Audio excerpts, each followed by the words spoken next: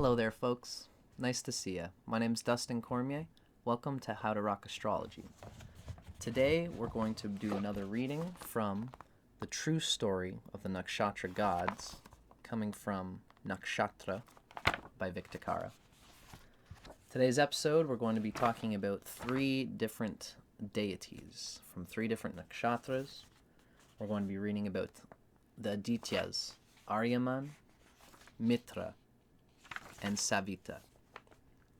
It's for the Nakshatras Uttara Phalguni, Anuradha, and Hasta. Our first chapter is called Promises, talking about Aryaman. According to Vic, Aryaman rules the Nakshatra Uttara Phalguni. The name Aryaman means friendly. Friends are partners who keep promises. Making alliances and keeping promises is Aryaman's primary concern. Vedic culture is often described as Aryan culture because it is a culture of friendship based on mutual respect and promises kept to one another. In Vedic culture, all contracts and promises were made in Aryaman's name.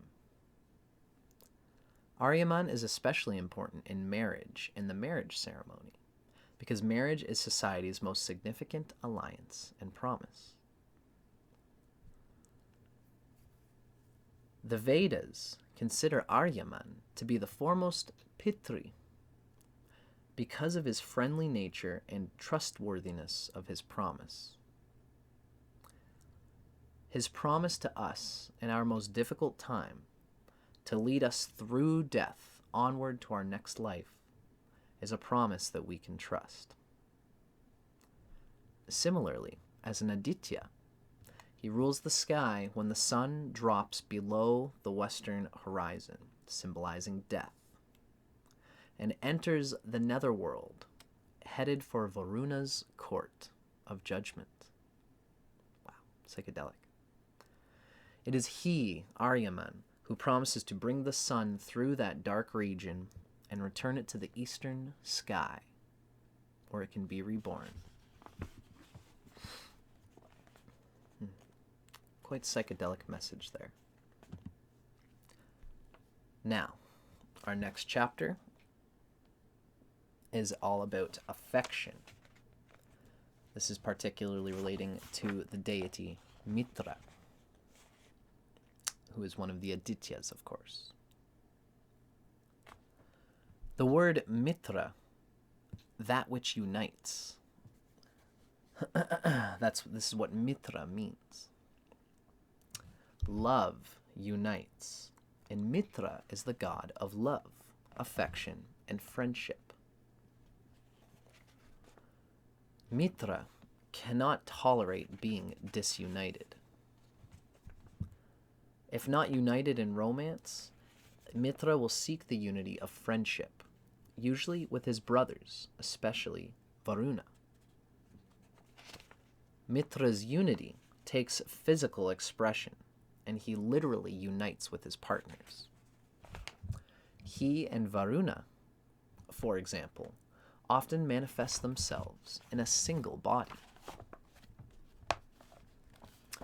Once in a story, while combined in a single form, Mitra Varuna strolled along the seashore and happened to cross paths with Urvasi, the most beautiful and alluring of all the courtesans of paradise. Though combined in one form, the two gods had opposite emotional impulses towards her.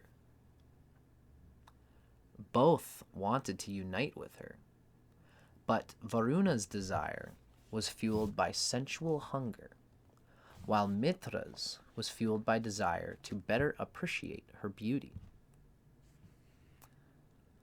Urvasi was quite inclined towards the beautiful combined deity of Mitra Varuna and made love with them. Being gods, they could all realize immediately that the union had resulted in conception.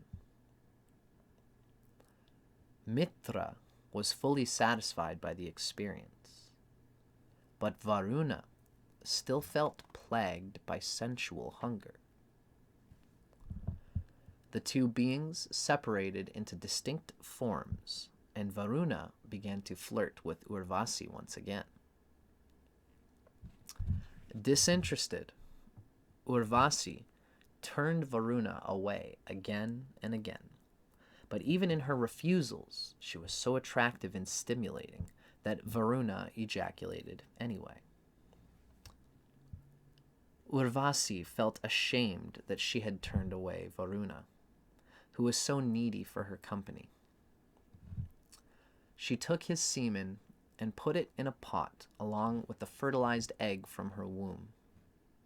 And the two sages, Agastya and Vaishishta, took birth.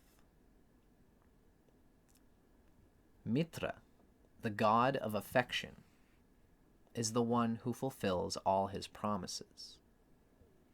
As an Aditya, he rules the sky when the sun begins its ascent towards the eastern horizon, enabling Aryaman to fulfill his promise of its rebirth.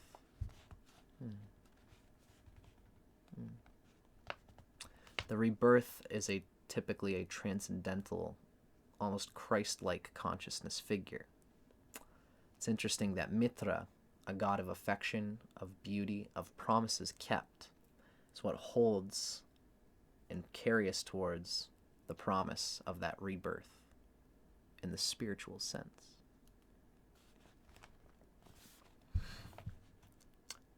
Now, the next chapter is on alertness, Hasta and Savita. It's the Nakshatra Hasta and the god Savita or Savitri. Savita's name means the awakener. Savita is the Aditya who rules the sky when the sun rises, awakening creatures and stirring them to life. Savita is the god of expanding alertness and awareness, increased attention to detail, and stimulation to interact with the world and utilize it in more and more refined, dexterous, and detailed ways. The most famous mantra from the Veda, the Brahma Gayatri, is addressed to Savita, and this is a common one that many people may know. Om Bhur Bhuva Svaha Tat Savitur Varenyam Bharga Devasya Dhimahi Dhiyo Yona Prachodayat. It's my best rendition I can do. The translation goes, we contemplate that supreme awakener, Savita, the divine effulgence illuminating all things on earth, in the sky, and in space. This contemplation increases our awakeness. It's Vic Dicara's translation of the Gayatri mantra. This is a mantra that many people repeat a lot in order to tune into this meaning, which Vic has given here. It's the awakening. Again, I would relate it to the perennial fact that the awakening of spiritual evolution in Christ consciousness is a phenomenon that recurs, which we can open to if we have faith in it and if we tune ourselves to the divine transformation that is implied by the challenge and the bliss of spiritual self-realization. Praying the Gayatri mantra tunes us into the openness and awareness and acceptance of this perennial push. Just like the sun dies and is pushed to be born again. Now, I would keep in mind that many people say that you ought to be careful with how often you intone the Gayatri mantra. I would look it up.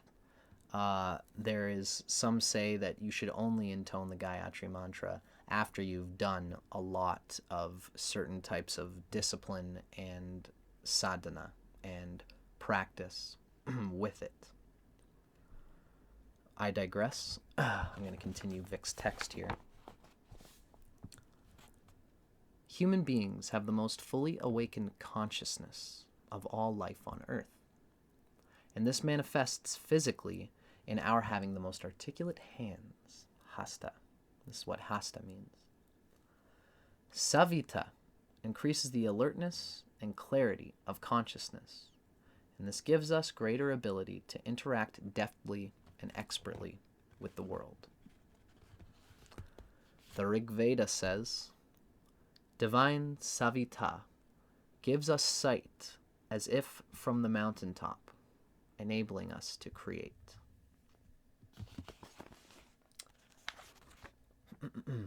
After this, so this has been our three Adityas today, Aryaman, Mitra, and Savita.